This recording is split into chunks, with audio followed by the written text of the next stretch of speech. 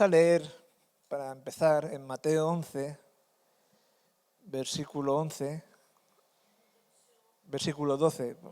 Mateo 11, versículo 12.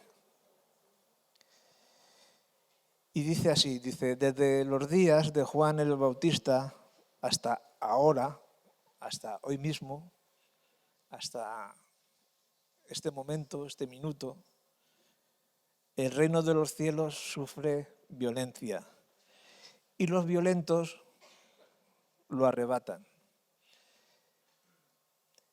He estado usando la palabra violencia y es verdad que hay una lucha espiritual, hay una presión espiritual. Hemos dicho en broma, pero porque bueno, que hasta los grandes presidentes de los gobiernos, el Trump también está deprimido con los juicios que tiene y eso. Todos sufren depresión, pero bueno, eso es normal. Ellos se las buscan. Pero es verdad que como cristianos pues sufrimos violencia, una violencia que a veces no sabemos de dónde viene, una violencia que no es natural. Hay cosas que nos pasan y son cosas naturales, ¿no? Como enfermedades, como puede ser un accidente, puede ser cosas, pero hay otras cosas que no son naturales. Y dice, el reino de los cielos, algo que nosotros no podemos sentir, pero no podemos ver. A veces vemos las cosas demasiado naturales, las cosas demasiado normales y nos olvidamos de que hay un reino de los cielos, de que hay una lucha espiritual. Y dice que sufre violencia. Pero luego dice que los violentos la arrebatan.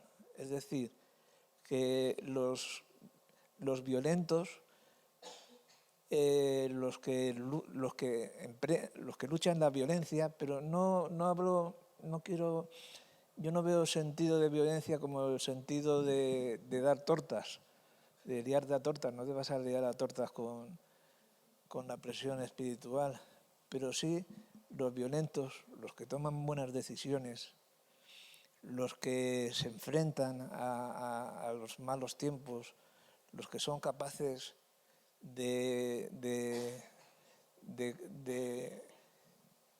tomar las decisiones en el tiempo de Dios, las prioridades en el tiempo de Dios.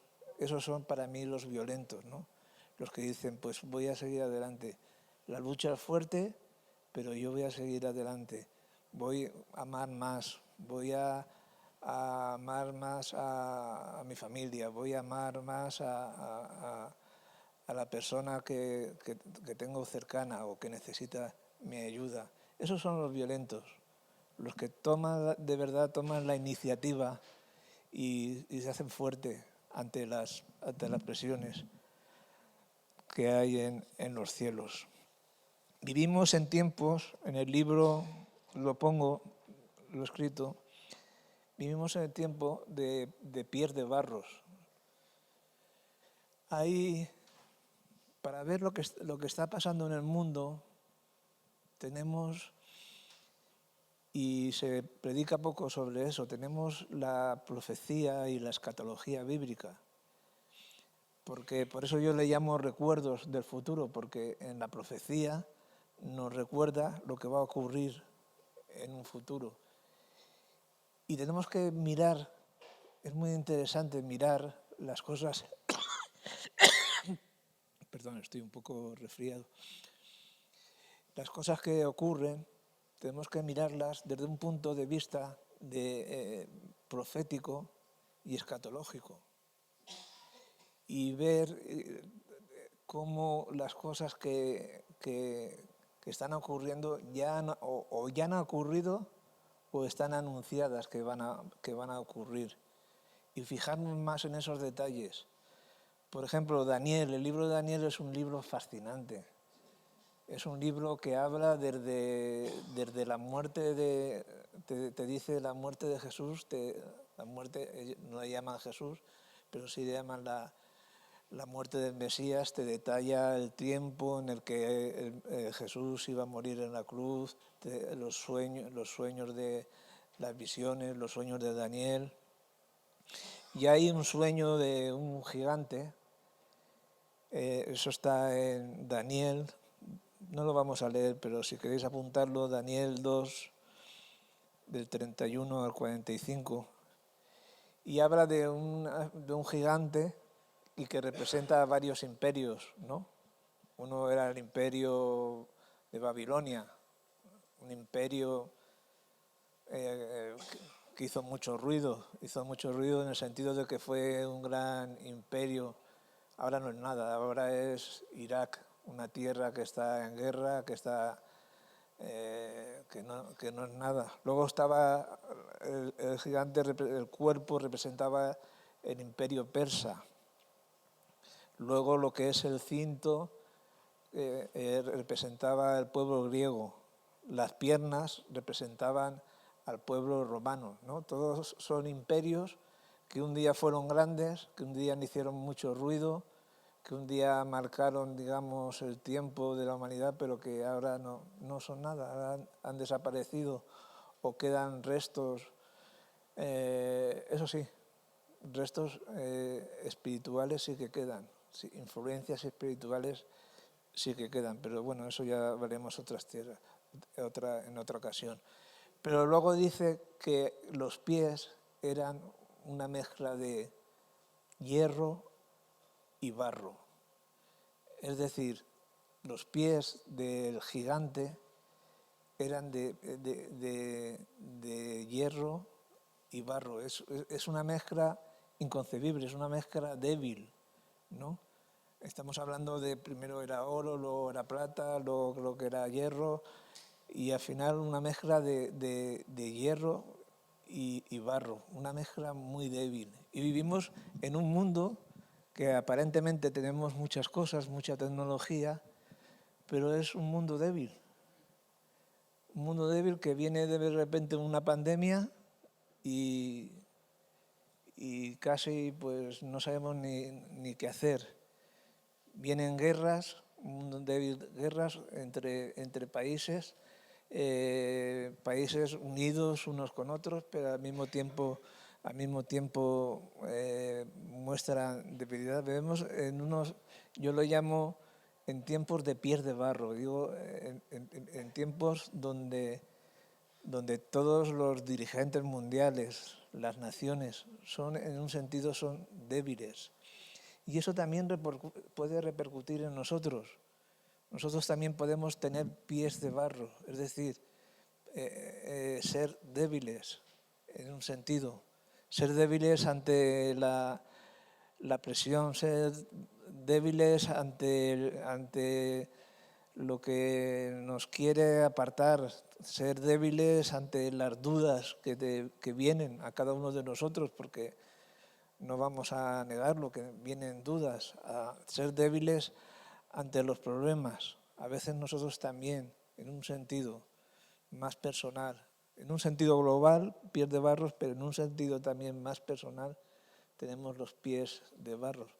Y los pies de barro puedes pisar mal y al ser un compuesto de hierro y barro se deshace enseguida, no puedes caminar porque se deshace enseguida, no es un compuesto que tenga fuerza para sostener todo lo que tenemos que sostener en nuestro camino espiritual, en nuestro camino hacia el propósito que Dios tiene en nosotros. Y yo en el libro he puesto una parte del libro y digo que vivimos en tiempos de pies de barro, en tiempos de mucha debilidad.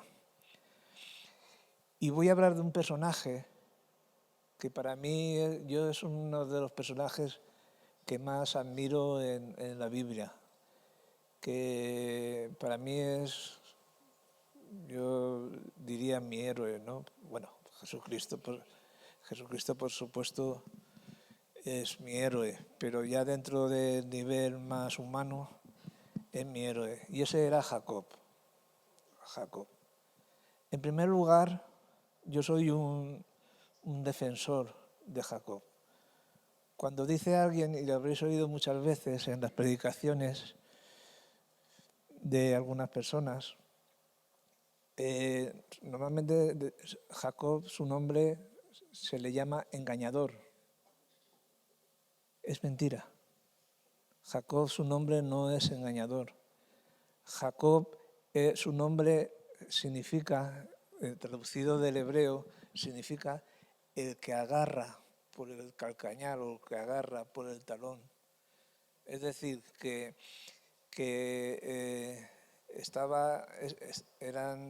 iban a nacer dos mellizos, Esaú y Jacob.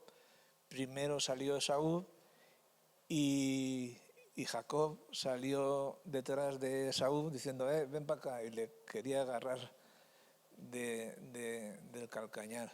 Pero no significa, Jacob no significa engañador. ¿Y por qué no significa engañador? Una de las cosas es que si un engañador hubiese sido, luego Jacob pasó a ser llamado Israel, si hubiese llamado Israel, hubiese sido basado todo en un engaño y una mentira, y no fue así.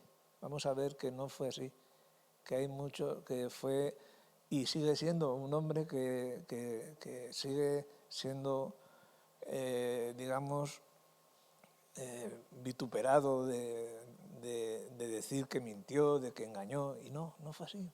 Fue un hombre que luchó porque sabía que la primogenitura era, digamos, que después del padre, el primogénito era, digamos, el responsable, el que tenía poder, el que de alguna manera, si faltaba el padre, pues era el que tenía la responsabilidad de la casa.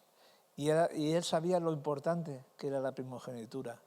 Y él luchó por esa primogenitura. Luchó ya desde el vientre de la madre.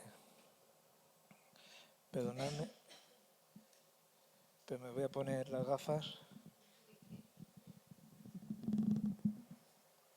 Porque veo ya menos. Pepe leches. Pepe leches, valga la redundancia. Me desgasta la vista. Bien, pues eso, de Jacob siempre se dice que fue un engañador, que utilizó las artimañas para... No, fue un luchador, alguien que sabía lo que era la primogenitura y el valor espiritual que tenía.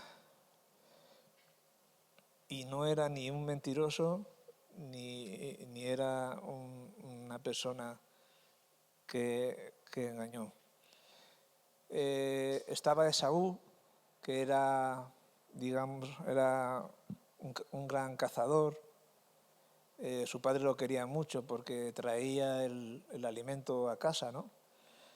Entonces era el hijo favorito de Jacob, perdón, de Isaac, el hijo favorito de Isaac, porque traía comida y... En cambio dice la Biblia que Jacob pasaba las horas viviendo en tiendas. ¿Qué quiere decir que pasaba las horas viviendo en tiendas?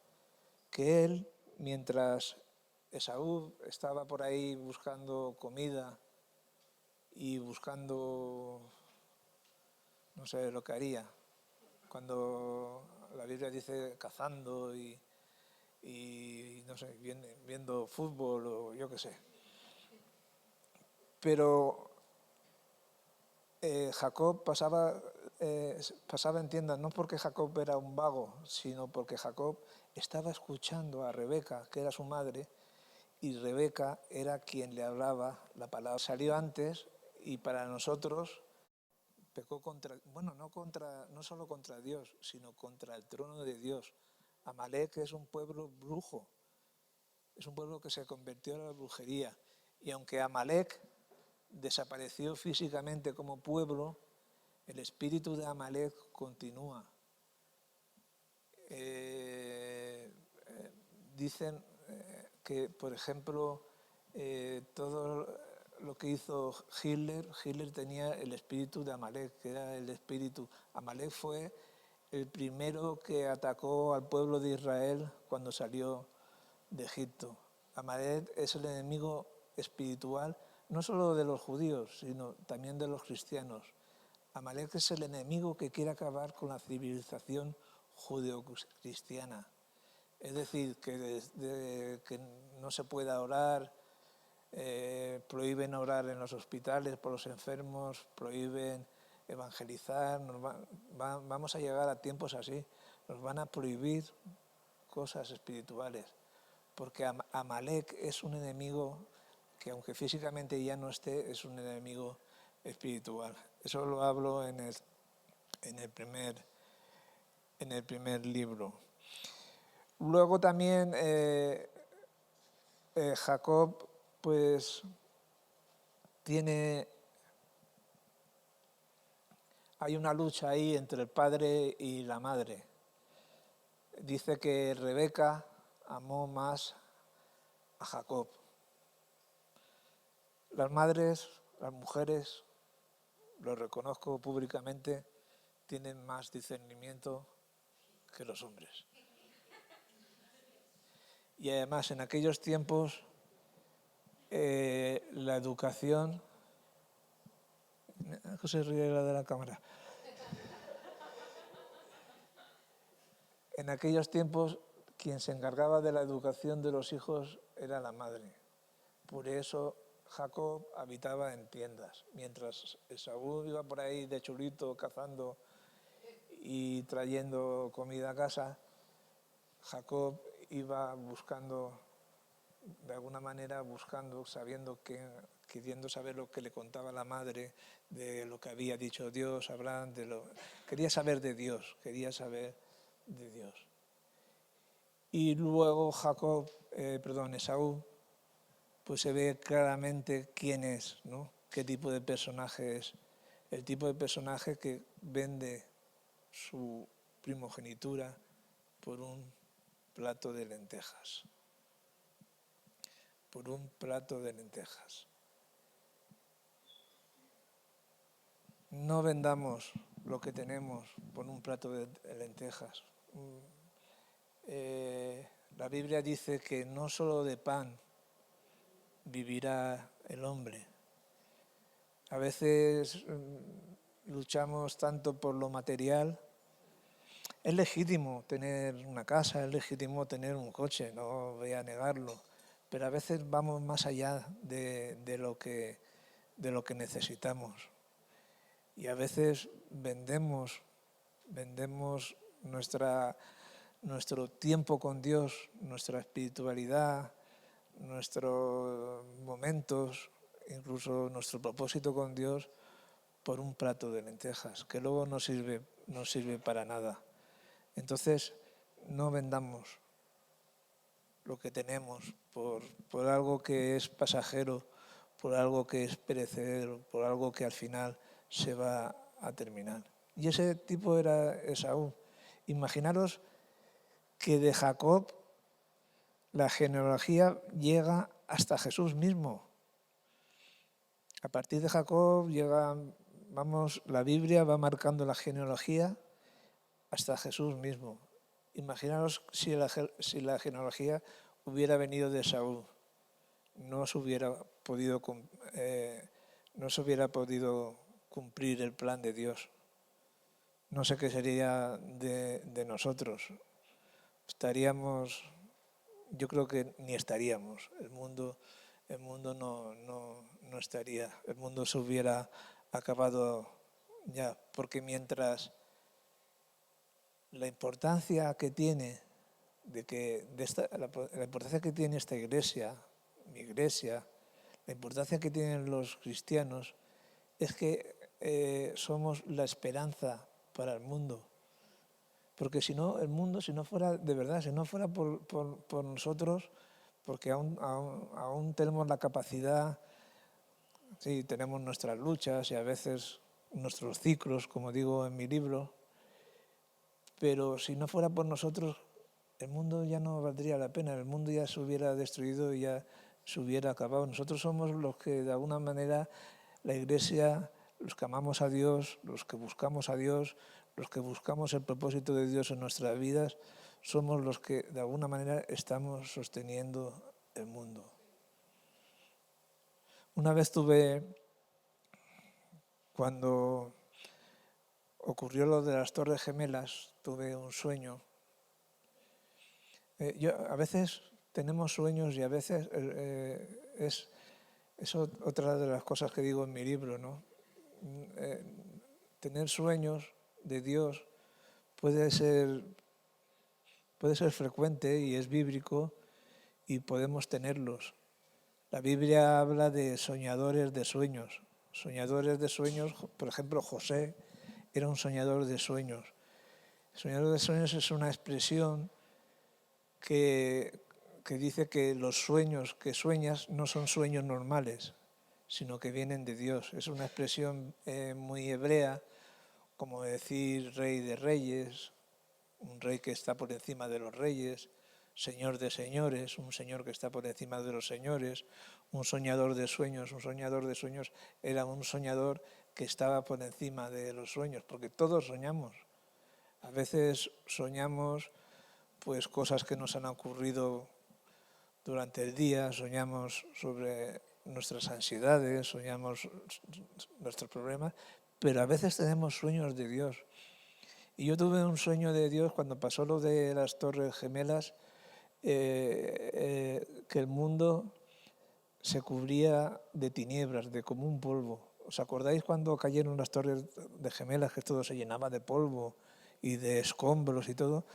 Y vi en el sueño y en el mismo sueño yo dije, Señor, ¿qué está pasando? Esto se está acabando, pero dentro de, entre, digamos, el polvo se veían lucecitas.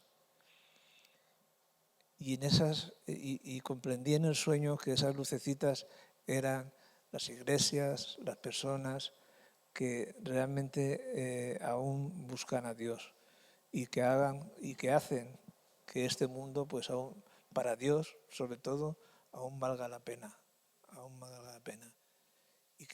Y Dios lo dice en su palabra, que quiere que todo el mundo venga al arrepentimiento. Isaac era ciego, ¿no? Y se presenta, bueno, no voy a buscarlo en la Biblia, os lo comento, os lo parafraseo y así no perdemos tiempo. Y bueno, parece que Jacob se pone por indicación de la madre, porque ya os digo que ahí habían dos luchas entre Saúl y Jacob y el padre y la madre. A veces las influencias de los padres y las madres luchaban, ¿no?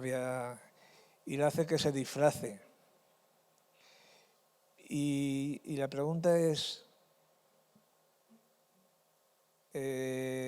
Isaac toca a Jacob y dice, sí, tú...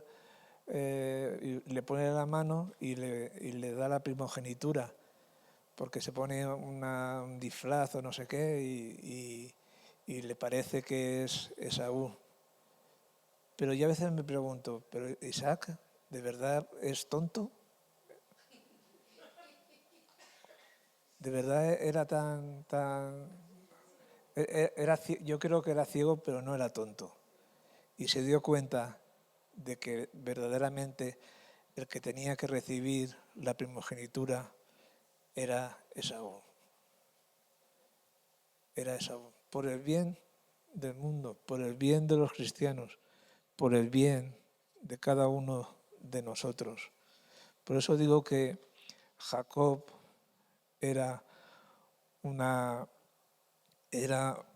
para mí es el prototipo de un luchador, de una persona que lucha a pesar de las circunstancias, a pesar de que tenía al padre en contra, a pesar de que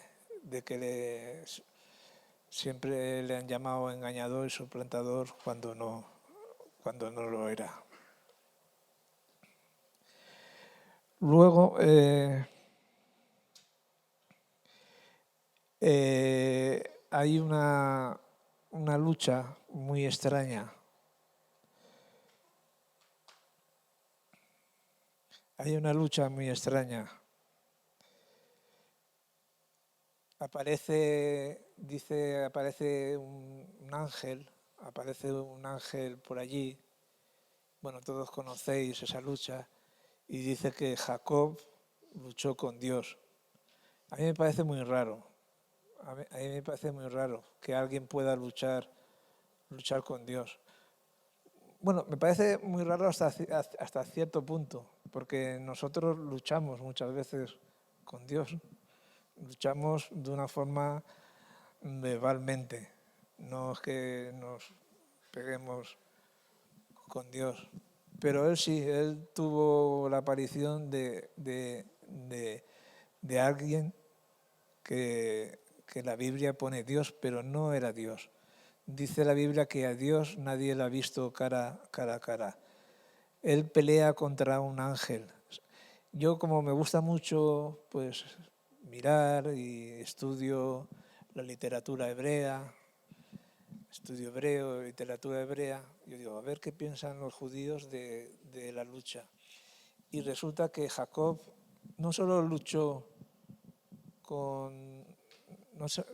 No solo tenía la lucha con Esaú, también con sus problemas. Me imagino que como humano, como en ese momento tendría también sus problemas, sino que tuvo una lucha espiritual. Y dicen los judíos que el personaje que se le aparece como ángel o como Dios no era Dios mismo, sino que era el ángel de Esaú. Es decir, una potestad que defendía a Esaú. Eso dicen ellos, ¿no? Entonces, la conclusión que saco yo de esto es que Jacob no solo tenía una lucha física, sino que tenía una lucha espiritual también. Y es cuando Jacob pues, es herido en el muslo. Es herido en el muslo. Entonces, esto nos enseña a nosotros que nuestra lucha no solo es una lucha física, no es una lucha con el que tenemos al lado, no es una lucha contra las personas que quieren pues hacernos daño de alguna manera, sino que estamos enfrascados en una lucha espiritual, no solo una lucha física. Y casi siempre la lucha que tenemos nosotros es una lucha interior. Más que la lucha con los demás casi siempre no son tus enemigos. Pueden ser tus enemigos en un momento, pero no puede ser ellos. Si tú al final aplicas la misericordia y el amor, no son ellos los enemigos. Los enemigos son los que tenemos nosotros dentro. Y esos son los peores enemigos. El otro día escuché una canción de Bob Marley. Vi la película de Bob Marley. Y me sorprendió, porque Bob Marley, aunque, bueno, nadie es perfecto, ¿no? Era...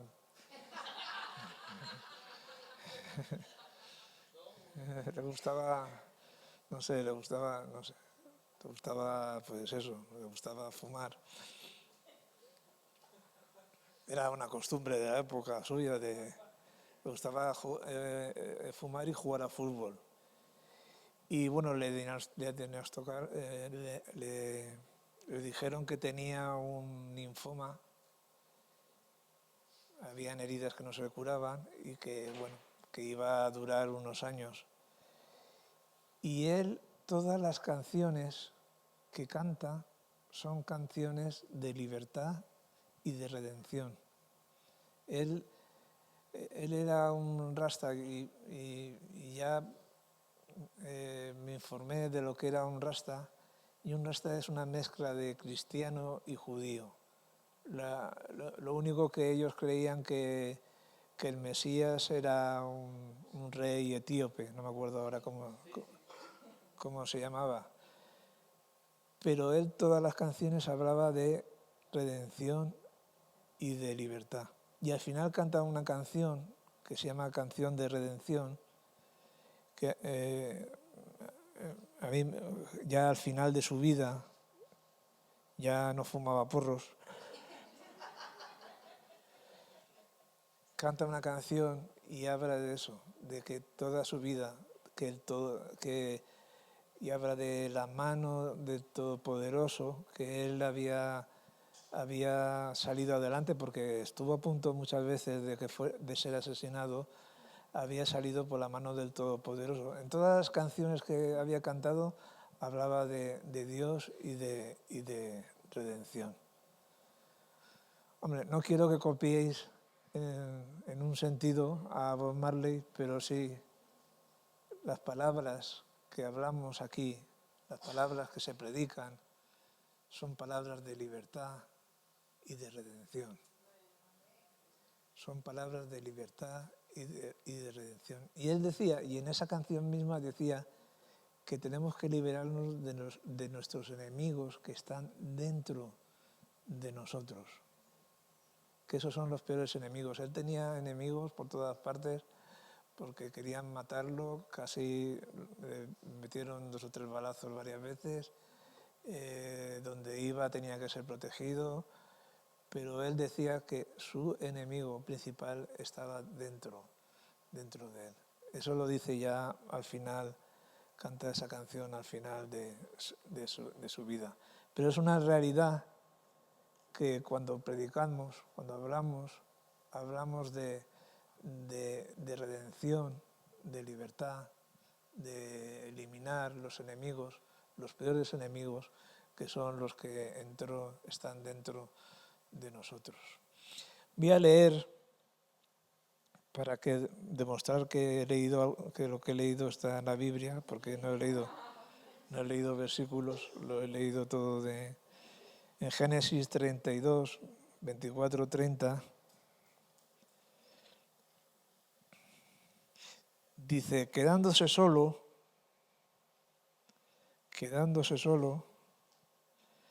hay momentos que tienes que estar solo. Es bueno reunirnos aquí en la iglesia, reunirnos en grupo, alabar a Dios, buscar a Dios juntos, orar, o hacer cosas como ha dicho Marta, ir al retiro. Es bueno, pero hay momentos que estás solo y son muchos momentos. Y esos momentos a veces son buenos, a veces no son tan buenos, pero a veces son especiales, porque estás tú solo con Dios. Hay un salmo, el salmo que dice, el que habita, 91, ¿no? Dice, el que habita al abrigo del Altísimo morará bajo la sombra del Omnipotente. Pues cuando dice en hebreo original, dice el que habita, y la palabra habitar es el que se establece. No es solo habitar de vivir, esa es otra palabra, sino el que se establece. Y luego cuando dice al abrigo, la palabra en hebreo es soter, que significa secreto. El que se establece en el secreto del Altísimo. El Altísimo es la palabra que usamos, que es muy conocida, la palabra Shaddai, que es una palabra, uno de los nombres que se usan para Dios, Shaddai, que significa el que todo lo puede, que tiene la palabra Dai, que es cuando dices Dai, dices basta, ¿no? Cuando tú compruébalo, cuando veas a un endemoniado, le dices Dai y se va corriendo el demonio. Porque el demonio sabe hebreo. Y cuando dices Dai, el demonio sabe... Nah, es una broma. Una broma de predicador. O le dice, jala, jala, jala. Entonces, dice, quedándose solo, entonces un hombre luchó con él hasta el amanecer. Dice, un hombre luchó con él hasta el amanecer. Cuando éste se dio cuenta de que no podía vencer a Jacob, lo tocó en la coyuntura de la cadera y ésta se dislocó mientras luchaban. Entonces dijo, suéltame, que ya está por amanecer. No te soltaré hasta que me bendigas, respondió Jacob. Esto es lo que más me impresiona de Jacob. Por eso he empezado con el versículo que los violentos son los que vencen la violencia que viene tanto espiritual o tanto como la presión normal de cada día, pero sobre todo la espiritual, son así. No te soltaré. El reino de los cielos es de los pesaditos. No te soltaré, no te dejaré, voy a seguir hasta el final. Los pesaditos del Adán, eso es un versículo, primera de Pepe 3:24. Los pesaditos heredarán el reino de los cielos, porque son unos pesaditos, porque buscan a Dios, porque vienen los problemas y no, como ha hecho nuestro presidente, tiene problemas y se ha ido 5 días a meditar. O como el Kim Jong-un ese. Kim Jong-un, el de Corea. Es que no me sale el nombre, Kim Jong-un ese. Ese que es bajito así, gordito. ¿Cómo es? Jong-jin. Kim Jong-un, ese. Chimpampum. Chimpampum. Que el pobre que no lo adoran lo suficiente, hombre. Que no lloran por él, ni que no lo adoran. Está el hombre que no puede más. Luego mata a su tío a cañonazos. Sí, se enfadó con su tío y le metió un cañonazo. Sí, es verdad. Se enfadó y no sé lo que hizo el tío. Su tío, pero no tío que era un tío, sino tío familiar, tío de sangre. Se enfadó con él, lo puso delante de un cañón y pum. Pero estaría pasándolo mal. Es que, de verdad, yo creo que estamos en la peor época de la humanidad en cuanto a líderes mundiales. Trump, el Biden, que se va por aquí, luego se va por allá, tiene un amigo imaginario que habla con él. ¿No habéis visto nada? Estamos fatal, necesitamos líderes, necesitamos gente como... Sí, pero que no fume. Bueno, entonces Jacob para mí es un hombre, es un violento. ¿Por qué? Porque no le suelta, porque no suelta hasta que le dé la bendición. Luego le pregunta, ¿cómo te llamas? Le preguntó el hombre, me llamo Jacob. Respondió entonces, le dijo, ya no te llamarás Jacob, sino Israel. Israel. Porque has luchado con Dios. Ahí la palabra con Dios es una palabra que tienes que saber hebreo para saber de quién está hablando. Porque tú no puedes, nadie ha visto a Dios cara a cara, ni ha podido, solo Moisés dicen que tuvo una pequeña visión creo que de la espalda o algo así, no sé, de Dios. Solo pudo verlo un poquito. Es que nadie puede estar, nadie siendo materia puede estar, se destruiría. ¿Os acordáis de los sacerdotes que tenían que entrar al lugar santísimo, los entraban con cuerdas, porque si no estaban bien limpios, si no estaban bien, si tenían algún pecadillo por ahí, acababan fulminados y tenían que sacarlos con cuerdas porque a ver quién entraba ahí. Pues nadie puede estar en presencia. Entonces es la palabra Elohim, que significa Dios, lo traducimos como Dios, pero significa autoridad. Como autoridad también un juez es un Elohim. También la Biblia lo traducen como dioses. Pero ahí no es la palabra real para el nombre de Dios. El nombre de Dios es Yahvé, son las 4 letras. Pero bueno, peleó contra ese personaje y le dijo, tú serás Israel. Y la importancia de eso. Sabemos que están pasando cosas en Israel y yo sé que alguien aquí dirá, bueno, pues también están matando a gente, ¿no? Los de Israel. Sí, pero realmente ahí también, yo estuve en un viaje a Israel hace poco y Israel tiene que cambiar. Israel tiene que cambiar porque me di cuenta de que vivían a un ritmo materialista muy grande. Fijaros que aquí en España nos gusta la fiesta, nos gusta salir a cenar y pues yo me sorprendió, ¿no? Porque ahí parecía que estuviera en España, pero la gente salía a cenar por ahí, la gente salía de fiesta, luego vino el ataque que vino y hay un gobierno que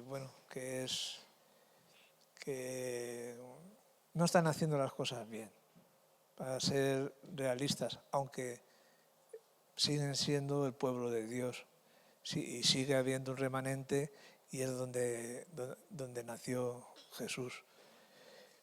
Pero bueno, al final la Biblia todo es un propósito y el propósito es que al final, como dice en Apocalipsis, podamos comer del árbol de la vida, ¿no? Al final dice, todos los que laven sus ropas comerán del árbol de la vida.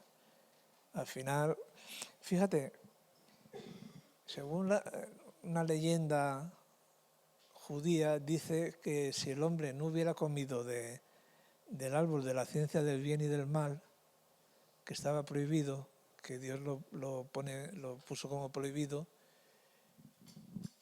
el hombre hubiera podido comer del árbol de la vida, hubiera llegado. Y todo esto que estamos pasando ahora no hubiéramos pasado. Y yo a veces pienso, ¿puede que todo sea un ciclo? ¿Puede que todo ahora vuelva otra vez a empezar? Porque últimamente estoy dándole vueltas con los ciclos. Y volvamos otra vez a empezar porque en Génesis, bueno, ya se me está yendo la olla, lo siento. En Génesis dice, en el principio creó Dios los cielos y la tierra. Y de repente cambia y dice, y la tierra estaba desolada y vacía. Entonces, ¿no será todo un ciclo otra vez y volvemos otra vez? Y al final el hombre tendrá derecho a comer del árbol de la vida y vivirá para siempre. ¿O no? Bueno, pero son divagaciones mías. Eso sí, cuando llegue la hora de comer del árbol de la vida, no toquéis nada. Si hay otro árbol, dejadlo. Si viene una serpiente y os dice que podéis comer, no comáis nada. Comer del árbol de la vida. No toquéis nada, por favor. Porque yo no quiero pasar otra vez por esto.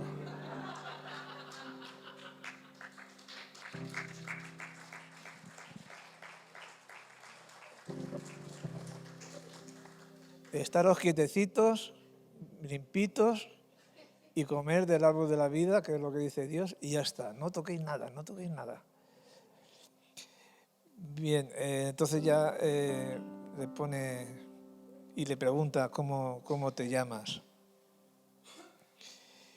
Y en ese mismo lugar, acaba diciendo, en ese mismo lugar lo bendijo Jacob, llamó a ese lugar Peniel, porque dijo, he visto a Dios cara a cara, he visto a Elohim, no es Dios como Dios, no es Yahvé, no es el nombre sagrado de Dios, he visto a Elohim cara a cara y todavía sigo con vida. Este es Jacob, este es un violento que arrebata la violencia que viene de las presiones espirituales. Este es un luchador. Este se dio cuenta de lo que significaba la primogenitura. Date tu cuenta por lo que estás luchando. Estás luchando por algo muy especial. Estás luchando por no solo también por tu vida eterna, pero también estando aquí estás luchando por la vida eterna de tu familia, por la vida eterna de otra gente que vas a conocer. Cuando vayas por ahí y les invites a que vengan a la iglesia,